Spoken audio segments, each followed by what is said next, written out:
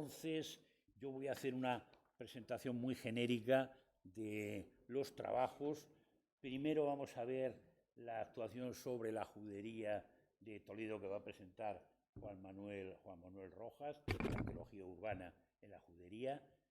Juan Manuel es arqueólogo profesional desde 1990 hasta la actualidad. Tiene a sus espaldas más de 600 intervenciones arqueológicas, que se dice pronto. Ha publicado casi un centenar de trabajos, de artículos, cientos de conferencias, ha sido profesor en másteres universitarios, ha montado exposiciones, ha sido miembro de la Comisión Provincial de Patrimonio de Toledo y ha prestado asesoramiento en materia de patrimonio histórico y arqueológico en el edificio histórico de las Casas de Mesa de Toledo y en el proyecto de Guarrazar. Bien, y por si fuera poco, también promueve cosas con el Ayuntamiento de Guadamur de Toledo, que es el caso.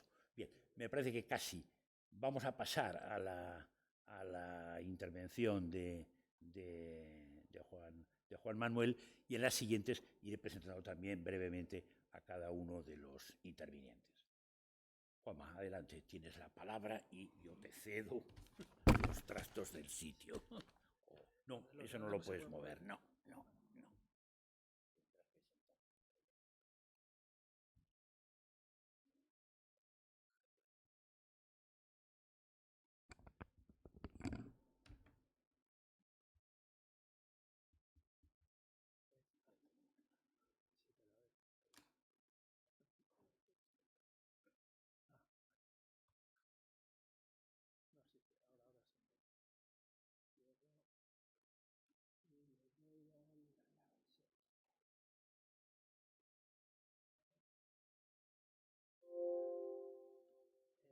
Tenga una clave y cierro.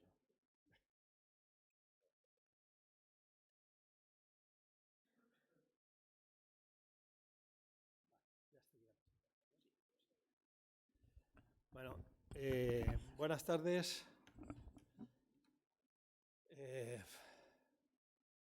Arturo, no sé si darte las gracias o no.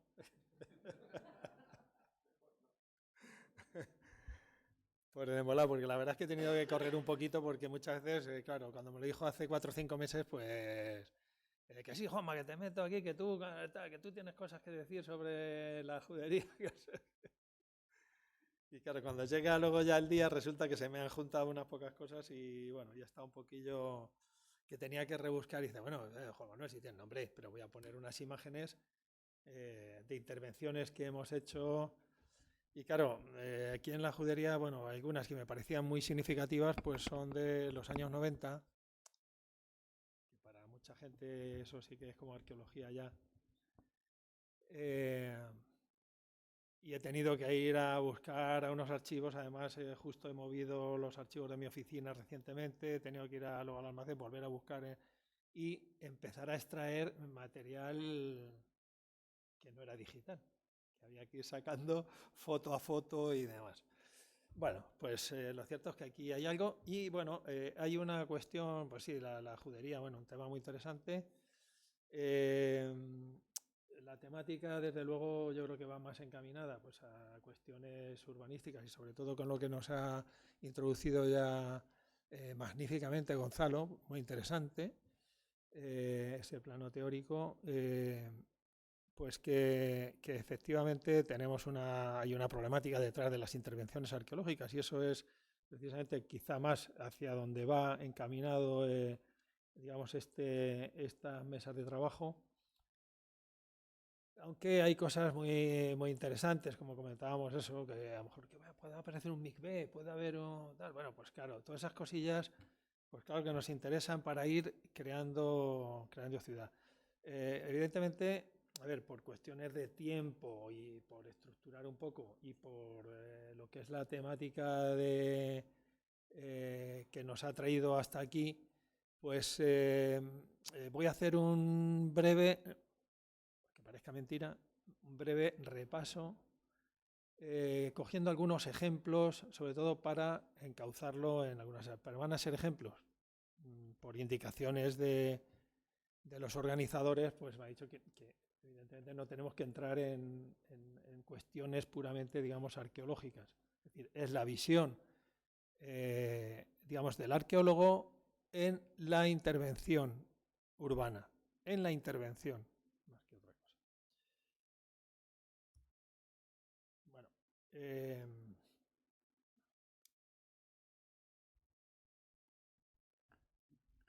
la arqueología, que aquí he puesto ahí un titular, digo, para ir entrando en esto, es determinante, para mí me parece claramente, para el conocimiento del pasado de las ciudades.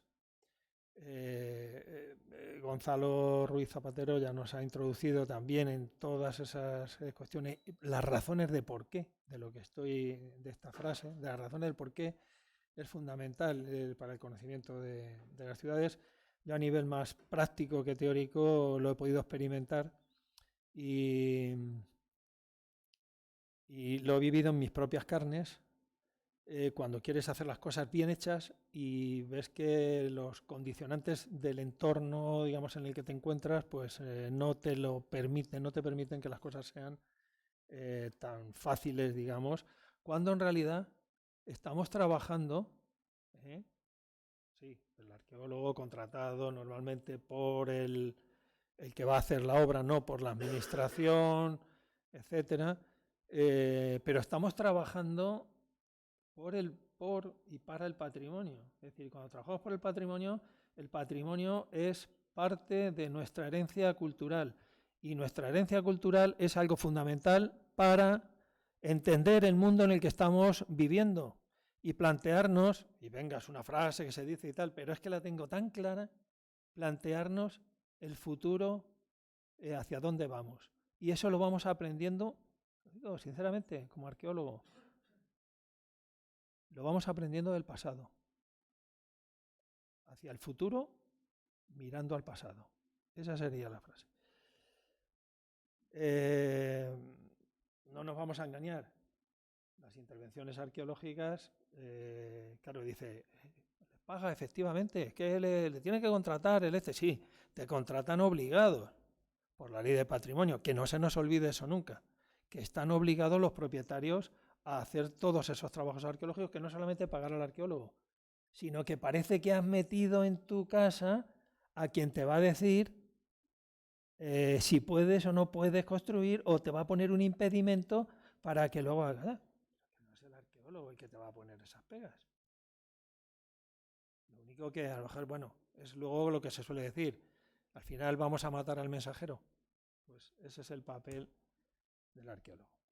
Bueno, en el caso de la judería, para demostrar, nada, esto es una pincelada simplemente, pero para que veamos, mirando también al pasado reciente, pues por ejemplo, extraje, digo, yo creo que tenía Julio Porres, que había publicado, me acuerdo de la judería y demás, porque se ha debatido muchas veces, ¿y por dónde iban los límites y tal? Había una cerca, no sé cuánto, ni siquiera en los trazos urbanos y demás, que se ha podido saber bien por dónde van sitios. El trazado hay cosas que se contradicen muchas veces y demás. Pero, por ejemplo, vamos a ver, en este caso,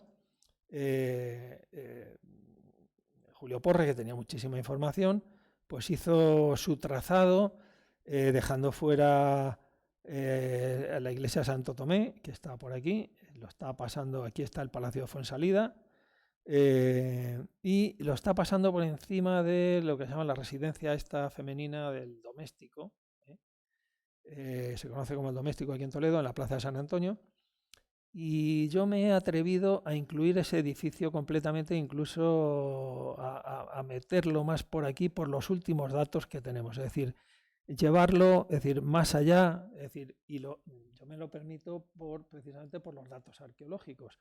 Ya se puede llevar más allá precisamente porque la famosa sinagoga de Golondrinos está aquí, donde estoy poniendo ahora mismo el puntero. ¿Eso no se ve? ¿Por qué? No, a ver. Si lo se me traigo el puntero. tienes? Porfa. Yo aquí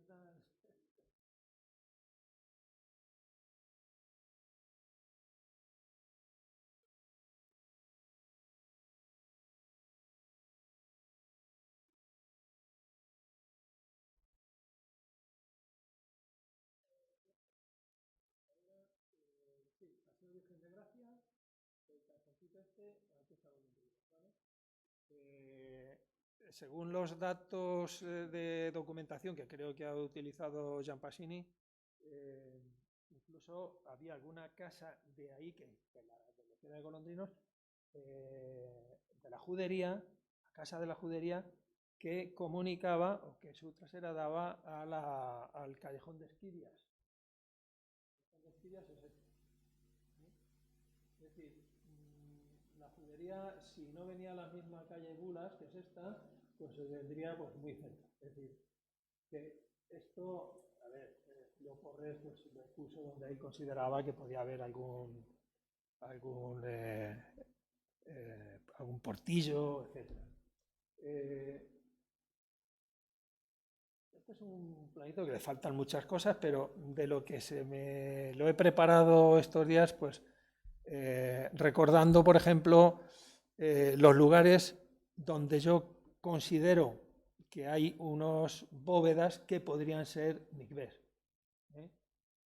Aparte de las dos, en los últimos años también, para que veamos, es decir, porque Julio Porres publicaba en 1989, publicaba este plano. Ojo, estamos hablando prácticamente del tiempo de los 25 años que llevo yo en la arqueología, pues en eso se han ido generando más información y, por ejemplo, el Sofer, la de Golondrinos, y una interpretación también, Julio Porres deja fuera también la zona del Cerro de la Virgen de Gracia, y en el Cerro de la Virgen de Gracia, precisamente aquí en esta zona, en el Paseo de la Virgen de Gracia, el baño que había estudiado Rodrigo Amador de los Ríos, que publica a principios del siglo XX, que es un baño público, como es el baño, por eso es el cuadradito este, igual que el baño del Ángel, es decir, que están dentro de la judería, ambos son baños para ir a asearse, pasar un poco el rato y tal. Diferencia muy evidente de lo que es un mikvé. Yo los posibles mikvés que identifico, como con las estrellas, y por eso todo esto ya nos ha hecho llevar Julio Porres, como digo, que viene por aquí, lo había metido por aquí, y lo cruzaba por aquí, pues todo esto es posible que estuviera dentro de precisamente por esos datos arqueológicos. Los mikvés que yo he identificado, que he visto con mis ojos, que creo que son bóvedas, que están hechas cuadrangulares normalmente, pero que tienen un agujero en el centro, y una de ellas que no la tenía, que es esta de aquí, precisamente justo en la casa de al lado del Arquillo, de la travesía esta del Arquillo, que tenía una cubierta, el trasdós, es decir, la parte de arriba, la bóveda, el exterior de la bóveda, eso yo no lo he visto salvo en ese sitio, tenía un enlucido pintado de rojo, es decir, como el que he visto en los aljibes, que se utiliza para enlucir los aljibes, y en un lateral tenía para recoger el agua. Hombre, todo esto en el sitio donde se encuentra y demás me hace pensar en los posibles mikvés. Bueno, pues esta es una cuestión de arqueología, es decir, conocer más de la judería a través de cuestiones de este tipo. ¿Qué es la arqueología? Ayudados, lógicamente, por las fuentes documentales, que es con la que está trabajando Jean Pasini, donde lo que nos puede ayudar a ir más allá en ese conocimiento, no con una visión de que el turismo, con un objetivo para que el turismo sepa más, no, es para que nuestro conocimiento histórico crezca y nos ayude a saber de dónde venimos, y quiénes éramos y cómo vivíamos. Bueno, pues de las cuestiones de intervenciones arqueológicas, sobre cómo se interviene, que es un poco el meollo de esta mesa, digamos, de trabajo, bueno, creo que no se puede diferenciar nada. Lo único que hemos extraído aquí unos ejemplos de aquí, de este barrio, de la Judería, pero no se puede diferenciar desde mi punto de vista en absoluto porque de cualquier otra intervención que se ha hecho en el resto de la ciudad. O sea, se han hecho los trabajos con las mismas garantías de ejecución de los trabajos y tal. Es decir, hay posibilidades de trabajar bien en algún sitio dependiendo de las circunstancias, y ahora vamos a ver un ejemplo a continuación. Se puede trabajar en buenas circunstancias, pero hay otros casos, y vamos a ver ejemplos, en los que no es así. Pero bueno, como estamos en la Judería, vamos a ver lo que se ha hecho en la Judería, que nos sirva un poco. Un ejemplo que entraría dentro de los casos, digamos que podríamos decir, de los buenos, es decir, siempre aspiramos a más, pero en los que se trabaja con esas garantías de que vas a poder estar documentando bien las cosas que creas que son necesarias y que luego los resultados obtenidos en trabajo de campo los vas a poder estudiar también con ciertas garantías. El consorcio acostumbra a hacer reuniones, congresos o lo que sea, uno que se hizo sobre baños, bueno, y luego una publicación, etcétera. Es decir, qué menos que eso. Es decir, eso ya ha revertido en la sociedad. Y el trabajo que se hace en arqueología, urbana, no urbana, etcétera, no se hace para fastidiar a los propietarios. El objetivo es obtener esos conocimientos, la preservación, si puede ser, de esos restos arqueológicos de cara al futuro y que con ello podamos tener una sociedad mejor y podamos construir una sociedad mucho mejor. Bueno, este es un ejemplo de lo bien. Luego tenemos otro ejemplo como este que sería muy interesante para cuestiones arqueológicas, por ejemplo, porque este es de la cuesta de Santa Ana.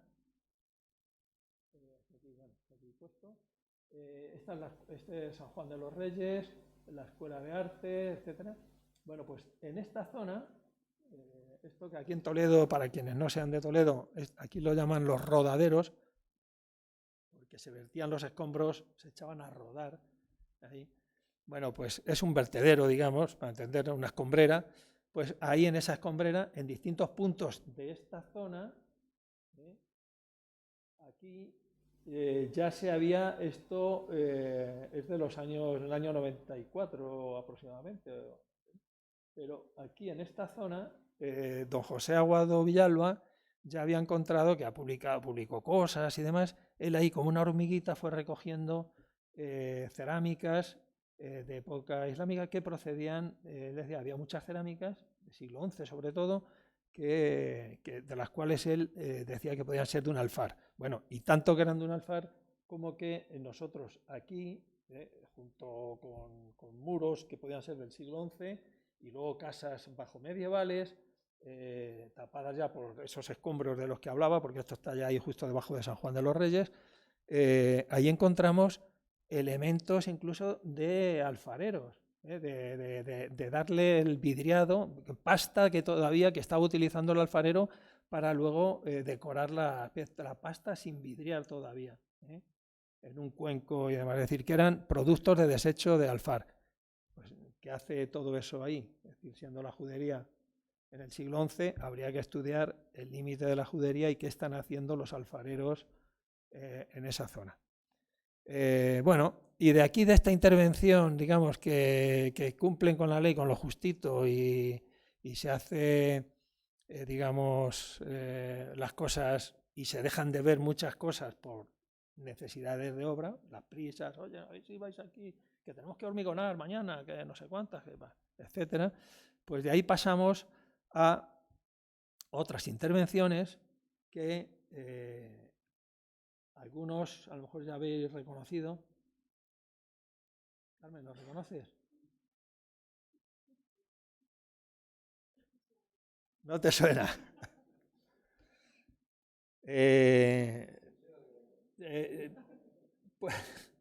puede ser que haya cosas que efectivamente que hay un propietario, que esos propietarios que, oye, me estoy haciendo la casa, que vale, que está muy bien que haya salido una sinagoga, que tal, pero venga, la ley, las palmaditas esas en la espalda y no puedes tocarlo y demás, bien, pero que el propio ministerio que ha generado una ley empiece a vaciar los sótanos de la Casa del Greco sin control arqueológico.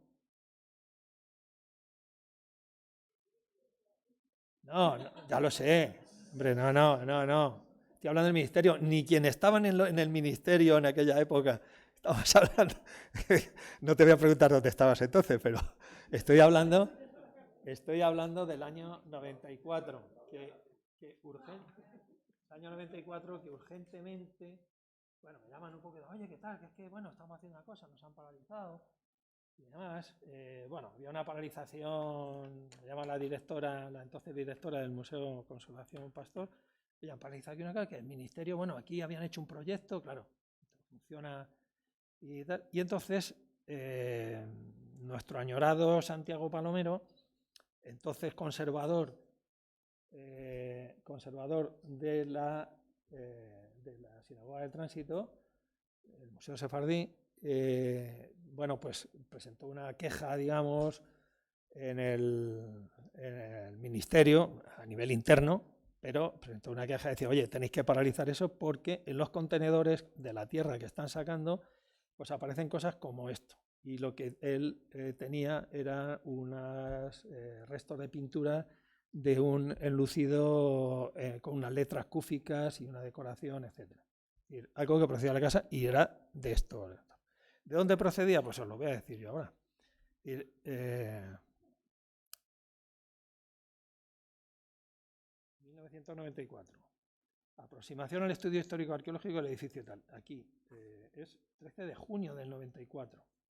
Y les digo, para obtener al menos una aproximación al conocimiento de cualquier tipo de resto arqueológico, ya sea mueble o inmueble, entendemos que es básico e imprescindible empezar por una recopilación de datos relacionados con el objeto de estudio. En lo que se refiere a los vestigios arquitectónicos conservados en el actual Casa Museo del Greco, creemos que se deben tener en cuenta datos tan importantes como su ubicación, historia general de Toledo, el barrio, la zona del barrio en la que se halla o la de personajes supuestamente relacionados con ella. También es importante contar con una descripción y análisis de todas las estructuras visibles del edificio, así como la excavación arqueológica, con metodología arqueológica, de las zonas que aún permanecen enterradas u ocultas. Una vez obtenidas las investigaciones parciales, deberían interrelacionarse para llegar a su estudio integral. Esto lo escribí en 1994 y se lo pasé a la directora del museo entonces. Hablo aquí de la judería para no entender mucho y tal, y hablo, entre otras cosas, de los tipos, desde nuestro punto de vista, el aspecto que presentan los restos del antiguo edificio y su entorno apenas deben guardar parecido con lo que existió en los siglos XVII y XVIII. Sí. Porque estamos hablando de cosas, incluso zonas más bajas de los sótanos, donde incluso las zonas más bajas de los sótanos tenían salida al exterior. Ahora vamos a ver, bajo varios metros de escombro que terminarían por cubrir la propia vaguada del paseo del tránsito. Entre las tipologías de los aparejos y tal, pues encontramos, les digo aquí, que cosas del siglo XI y XII, situándose en un lugar preeminente bajo la muralla tal y el portillo de Bab al-Portiel, desde la que se dominaba tal valle de Tajo. Otras tipologías de aparejos, es decir, nosotros estudiando los aparejos, de esas cosas ya publicamos algo y creo que están acertadas porque además hay secuencias de relaciones físicas en las que se superponen esas tipologías, parecen indicar que hubo una importante reconstrucción cuando se alza todo esto, estas bóvedas que estamos viendo aquí, en los siglos XIV y XV, sin que vuelvan a detectarse reformas significativas en los siglos posteriores. Bueno, estas bóvedas que hay aquí, que se pueden visitar la parte de la entrada, ¿no? Así un poco. Pero es mucho más lo que hay, sobre todo el nivel de abajo, que tiene bóvedas, incluso que estamos viendo aquí, que no son visitables.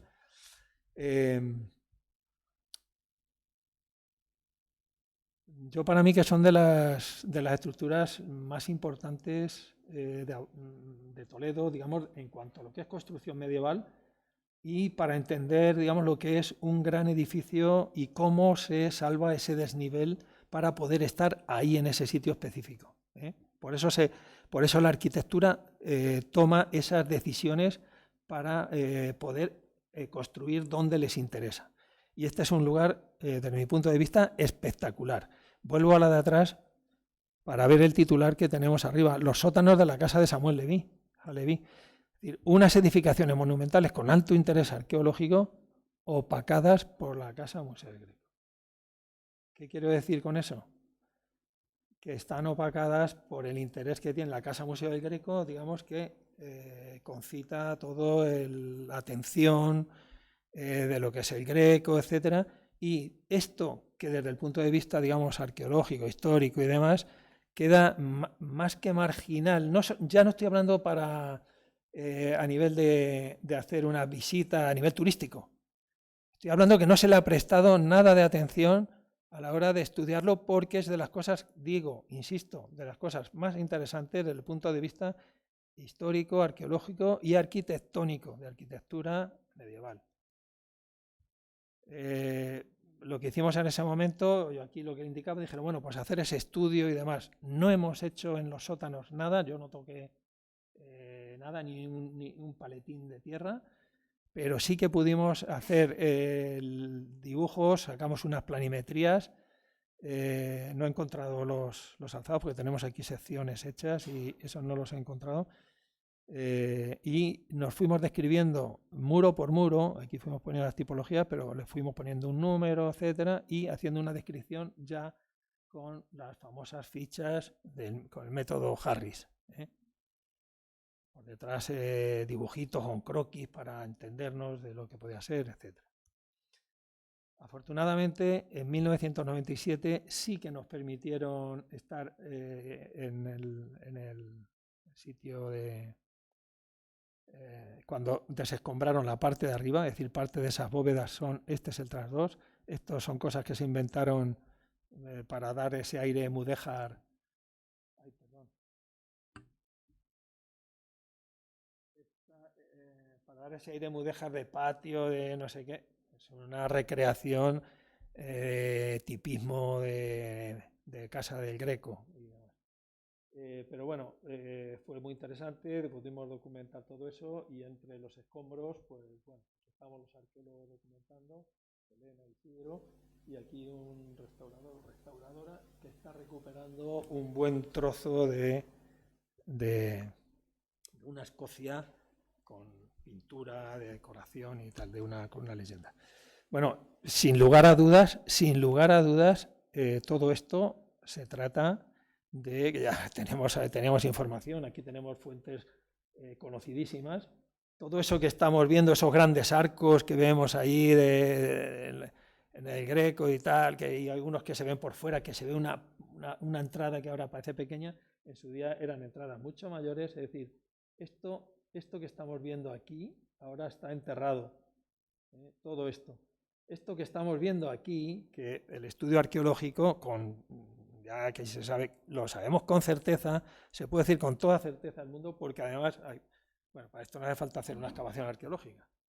Esto está clarísimo, porque aquí en el propio Greco, esta es lo que sería el Palacio de la Duquesa de Arjona, que es esto de aquí. Por cierto, comunicado, muy interesante, porque Arroyo Palomeque podrá parecer muy naif, pero lo hace con detalle. O sea, que si había un pasadizo es porque había un pasadizo superior. Las casas de la Duquesa de Arjona y las casas bien descritas, que son estas que están justo las últimas, dando a la muralla y hacia la vertiente del Rodadero, con esta C, que aquí en la leyenda, aquí no se ve, pero pone en casas principales de Toledo. El Greco hace un logo, ya va describiendo todas ahí, y deja unas cuantas como casas principales. Pues en la C pone del Marqués de Villena. C, la del Marqués de Villena. Claramente es esta. Que Enrique IV se la da a Juan de Pacheco, que era su su ayuda de cámara, etcétera, y de ahí Pacheco, ya marqués de Villena y tal, va en la familia, ahí es donde viene la tradición. Bueno, pues esto es lo que tenemos, esto es lo que está debajo de donde está el monumento, lo que es el propio jardín, y debajo de todo eso, es decir, con todas esas consecuencias, esto que dibujó Pizarro también, que sería parte de aquí, sería de las entradas de lo que vemos ahora por dentro en el museo, pero eso está tapado, buena parte de lo que vemos ahí. Y todo eso volvemos a encontrarnos otra vez con ello cuando se vuelve a hacer una obra pública en los albores del siglo XXI. En los albores estamos hablando de 2001 concretamente, donde volvemos a estar contratados por los arqueólogos por la propiedad. Esto lo hacía, no sé, la empresa municipal. Bueno, oye, mira, tal, lo típico, ¿no? Pues venga, vamos a trabajar. No, hay que hacer, bueno, cultura da los permisos, hay que hacer unas catas arqueológicas. Aquí empezamos haciendo unas catas. Uno, mira, esta cata aquí no se puede, vamos a ampliarla, se amplía. Aquí está perfilado.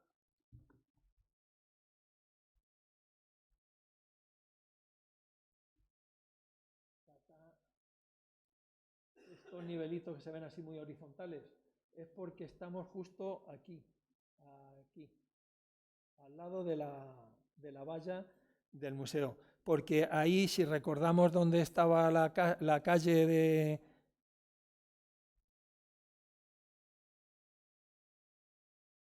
Esta calle, aquí está el museo, pues esta calle, los niveles de la calle son estos. Cuando no son ya de las calles, ya ahí sí que vemos los vertidos en oblicuo, en vertiente. Y aquí están muy bien compactados, con lo cual aquí estábamos encontrando los niveles de distintos momentos, cómo va creciendo la calle poco a poco. Bueno, pues de eso se hacen documentaciones, entonces nos lo dibujábamos todo a mano, un dibujo de locos. Estas cosas solo las pueden hacer determinados arqueólogos porque tiene una minuciosidad impresionante de cómo se hizo. Antonio Gómez Laguna, de los pocos arqueólogos que conozco yo que han dibujado con esa minuciosidad. Pudimos hacer esto, se taparon, pero se volvió a excavar. Y aquí sería muy interesante. Sí, esta es, creo que es la penúltima. Es la penúltima diapositiva. No he visto la hora. ¿De tiempo? 5 minutos, vale. No, lo digo por leer aquí algunas cosas, porque de esto, de lo que tenemos aquí, como no lo voy a... La falta de tiempo reduce el aparcamiento del tránsito, dicen aquí. Dice el constructor, más que un problema económico, ha sido un problema de tiempo lo que nos ha llevado a tomar la decisión de paralizar las excavaciones, a construir solo 2 plantas de aparcamiento. Y van a hacer 3. Se hicieron 2.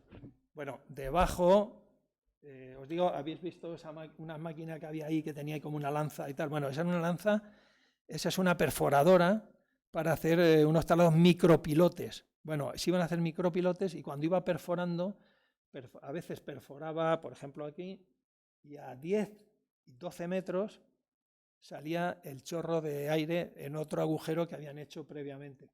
Es decir, estamos hablando de que habían bóvedas que comunicaban con el aire por ahí. Ya dijimos, mira, aquí están las bóvedas, vosotros veréis qué garantías hay, etc. De ahí que se paralizaron el poder hacer algo más. Pero bueno,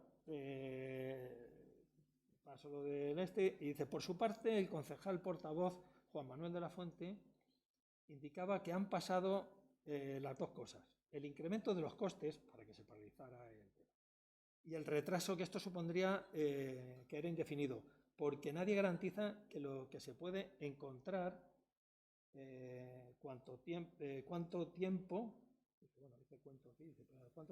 llevar su estudio y si se podría integrar en el aparcamiento o debería dejarse como restos visitables. Yo que cuando leo esto me parto de risa.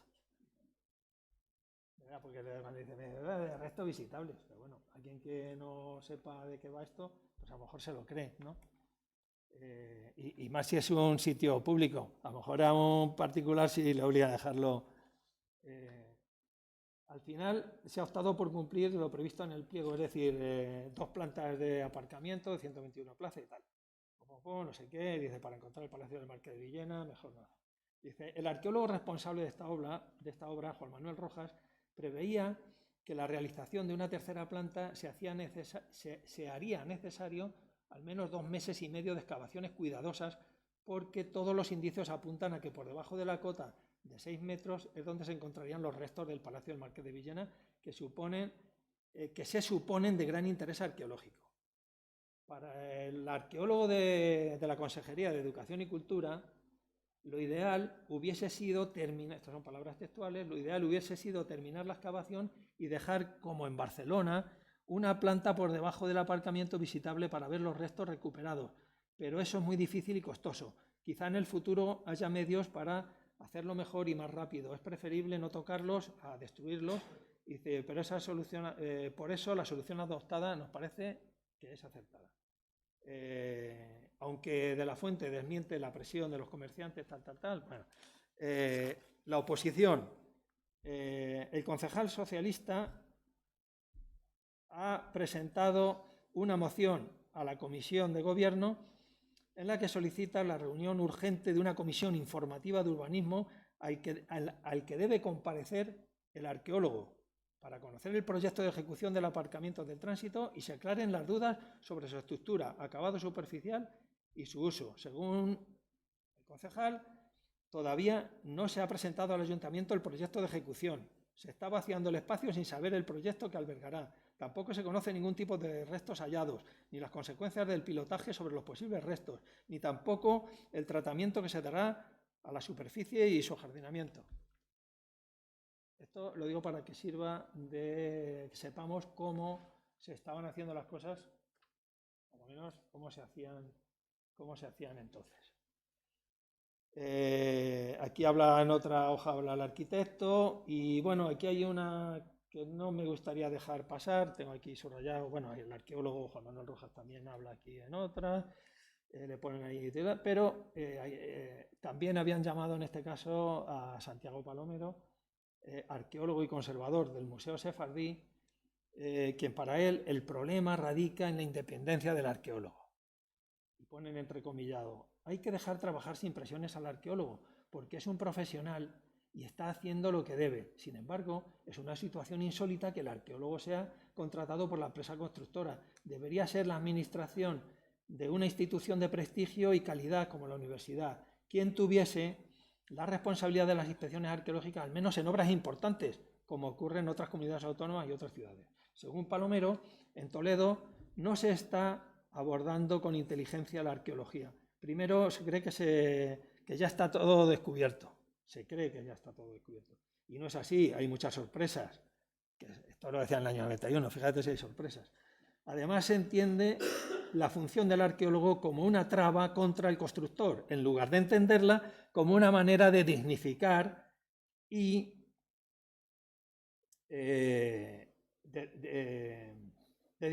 aumentar el patrimonio arqueológico de la ciudad. Gijón, Zaragoza, Valencia lo han entendido así y han conseguido instalaciones que muestran esta riqueza con unos servicios de inspecciones arqueológicas dependientes de la administración. Han entendido la arqueología no como un problema, sino como una forma de atracción de visitantes o usuarios a esos centros. Aquí estamos, son los años 90, el año 91, esto es del 3 al 10, una revista, y salía semanal del 3 al 10 de noviembre de 2001. Desde entonces a hoy ya ha llovido mucho y las cosas a nivel de turismo ya han cambiado, etcétera, pero estamos hablando también de los restos arqueológicos y del tratamiento y demás. Hace 20 y tantos años, hace 23 años en concreto, y así es como estamos. La imagen de la evolución, cómo ya había desaparecido, en el siglo XVIII. En el siglo XIX se genera en esa escombrera un parque que para el casco histórico está genial. Ahí van muchas familias con los niños, los turistas pueden solazarse allí también. Pero lo que hay, tenemos que tener en cuenta que esta es una gran escombrera. Debajo están los edificios de la Duquesa de Arjona y del Marqués de Villena, grandes edificios con este tipo de restos. Y tenemos que tener muy claro qué es lo que queremos de cara al futuro. Bueno, Gonzalo.